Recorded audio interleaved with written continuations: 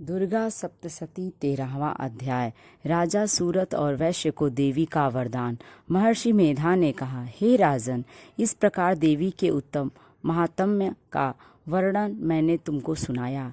जगत को धारण करने वाली इस देवी का ऐसा ही प्रभाव है।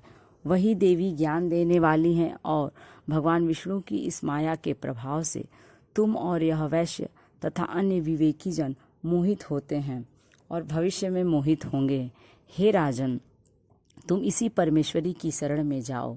यही भगवती आराधना करने पर मनुष्य को भोग, स्वर्ग तथा मोक्ष प्रदान करती हैं।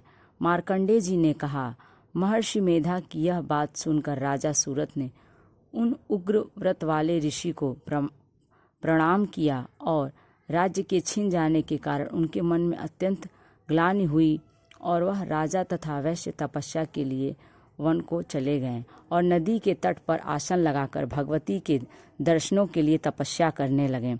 दोनों ने नदी के तट पर देवी की मूर्ति बनाई और पुष्प, धूप, दीप तथा हवन द्वारा उसका पूजन करने लगे। पहले उन्होंने आहार को कम कर दिया, फिर बिल्कुल निराहार रहकर भगवती में मन लगाकर एकाग्रता पूर्वक उनकी आराधना करने लगे। वह दोनों अपने शरीर के रक्त से देवी को बलि देते हुए 3 वर्ष तक लगातार भगवती की आराधना करते रहे। 3 वर्ष के पश्चात जगत का पालन करने वाली चंडिका ने उनको प्रत्यक्ष दर्शन देकर कहा। देवी बोली, हे राजन तथा अपने कुल को प्रसन्न करने वाले वैश्य, तुम जिस वर की इच्छा रखते हो वह मुझसे मांगो। वह वर मैं तुमको दूंगी, क्योंकि मैं तुम पर अत्यंत ही प्रसन्न हूँ।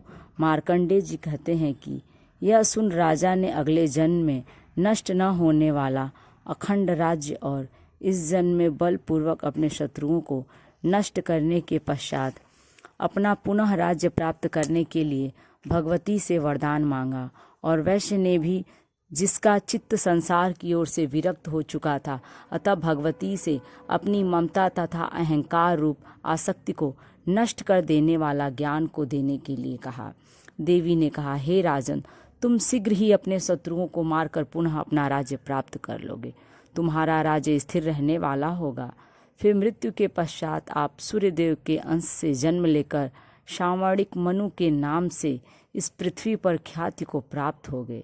हे वैश्य कुल में श्रेष्ठ, आपने जो मुझसे वर मांगा है वह आपको देती हूँ।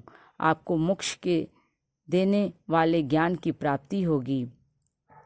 मार्कंडेय जी कहते हैं, इस प्रकार उन दोनों को मनवांछित वर प्रदान कर तथा उनसे अपनी स्तुति सुनकर भगवती अंतर्धान हो गईं।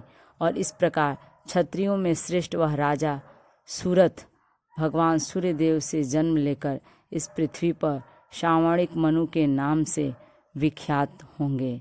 इस तरह से 13वां अध्याय पूर्ण हुआ। यदि वीडियो अच्छी लगे तो लाइक करें और यदि मेरे चैनल पर नए हैं तो सब्सक्राइब करें।